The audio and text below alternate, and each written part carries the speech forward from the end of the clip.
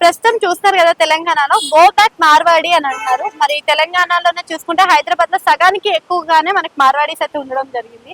మరి go back Marwadi అంటే మరి ఏ విధంగా ఉంటుంది, అసలు ఉపయోగకరంగా ఉంటుందంటారా? నాకైతే దీన్ని ఎందుకు గో బ్యాక్ అంటుంది నాకు ఎరకలేదు. నాకేం దాంట్లో ఓకే. ఇది లేదు.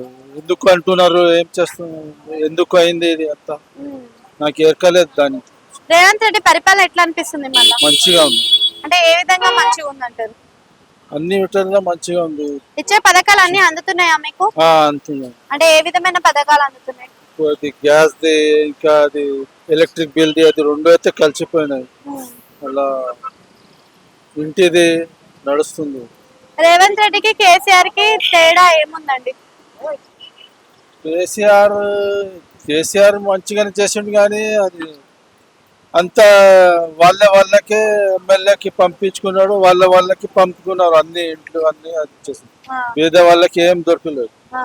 మరి రేవంత్ రెడ్డి మంచిగానే చూస్తున్నాడు. ఇంత నా ఇది లేకుండా ఎవరిది హక్కు ఉంది వానికే కలవాలని మంచిగా ఇన్స్పెక్షన్ చేస్తున్నాడు, అంతా చేసి ఇస్తున్నాడు. అంటే రేవంత్ రెడ్డి డబుల్ బెడ్రూమ్స్ అని చెప్పి ఇందిరమ్మ ఇండ్లని సర్వేలు చేసిండు, కానీ ఇప్పటి వరకు రాలేవు అంటారు, మీరేమంటారు? వస్తాయండి, అది చేస్తుంది కదా, పని నడుస్తుంది, వస్తాయి, అందరికి ఇస్తా అని చెప్పిండు. రెవెన్యూ లేదు అని అంటున్నారు కదా, రెవెన్యూ లేదు అంటున్నారు కదా. అట్లా అయితే అంత లేదు.